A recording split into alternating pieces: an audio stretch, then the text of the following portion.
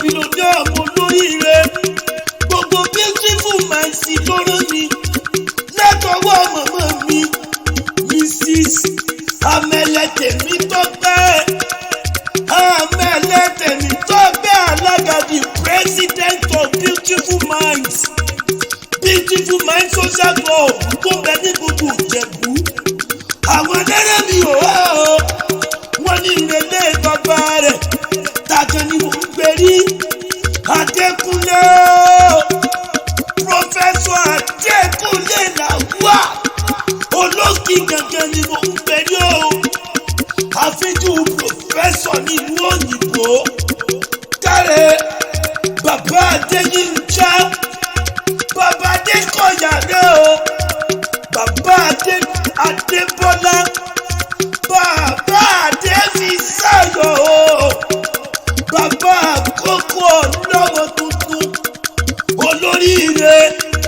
gbogbo beautiful minds ló ń celebrate rẹ on behalf of bàbá ẹgbẹ́ eléyìí ti ṣe comrade Sulaimon lápẹ̀ẹ́kù èké onídòdò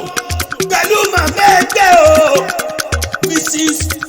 Ọmọlára Afọláṣadé ìfowó kan o èké ayọ̀ọ̀sì gbogbo wọn náà ní ìdí o àti gbogbo beautiful minds pátá gbòrògbòdò wọn láti lẹ́yìn ẹgbẹ́ rẹ̀ igi lẹ́yìn ọgbà eléyìí tó jẹ́ kẹ́kẹ́ túká o ẹni tó dàbí aṣọ òbúra torí pé láì sásọ tó bù jí onírúurú ìjìlá bá máa rí bí ìkòkò bí ìkókó bí èèwọ̀ Adekunle Lawal Oloki olówó ọlọ́rọ̀ bọ̀rọ̀ kìíní o wọ́n mọ bí ànímọ̀ wọn nílùú òyìnbó wọ́n tún mọ ní Ìjẹ̀bú alárẹ̀ wọ́n mọ lọ́sọ̀gbọ̀ ọ̀rọ̀ kí o olówó ni aláàánú tẹ̀lé Ọláwálé Ajipolowojesu dandandan ẹ mọ̀mọ́ sí oore gbàdégbà ẹ sí orí ọjọ́ sí ẹ sí orí àsìkò lásìkò ẹ mọ̀ sẹ́ o ẹ kú ọjọ́ bínú ní o Adekunle o mọ̀ bínú pé mo bọ́ àlóye mo pè á ló kọ èyí lọ́mọ Òṣogbo òròkì àsálà ìyẹn nílé àdáró kò sẹ́ni kẹ́kọ̀ọ́ lè mọ̀ lọ́sọ̀gbọ̀ nínú Ọ̀ṣun ṣẹ̀ǹgbẹ̀sẹ̀ olóyò ààrùn ọ̀gbẹ̀dẹ̀ tí wẹ̀lẹ́ ọmọ ẹ wá ní sọ́lọ́sọ̀gbọ̀ Òṣogbo òròkì ẹ̀ ń sọ lọ́sọ̀gbọ̀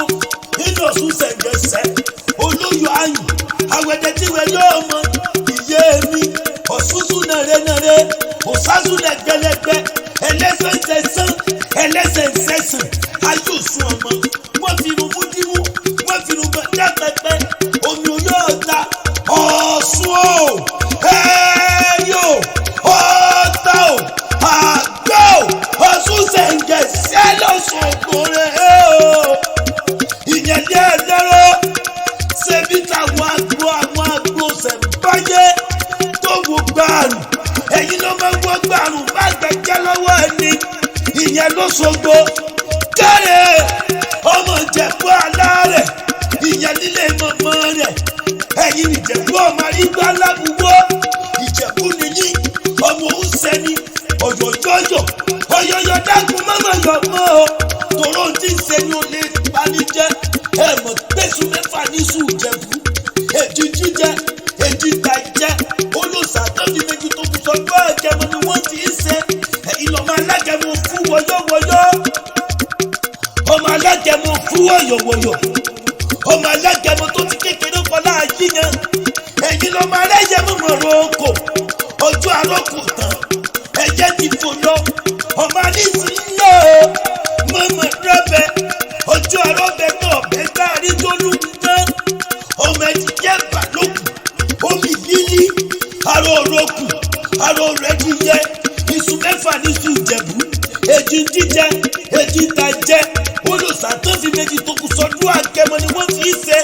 ẹ̀yin lọ́mọ alágẹmọ fún wọ́yọ́wọ́yọ́ ọmọ alágẹmọ fún wọ́yọ́wọ́yọ́ ọmọ alágẹmọ tó ti kékeré kọlá yíyan káre ẹ̀yin lẹ̀ náwó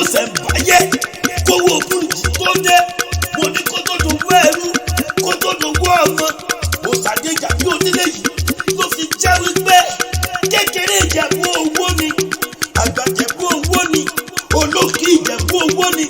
ọkùnrin Ìjẹ̀bú owó ni, obìnrin Ìjẹ̀bú owó ni, ìtọ́ Ìjẹ̀bú owó ni,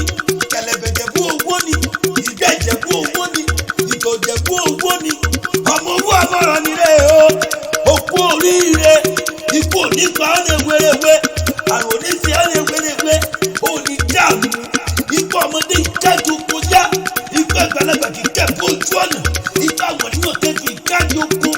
Adekunle o, Lawal, Oloki, Professor, ìgbà yóò ní ká ọ, òní fojú sunkún ọmọ, òní fojú sunkún àyà, gbogbo mi tó orú wẹ́jẹ́ tó ta gbòǹgbòdè,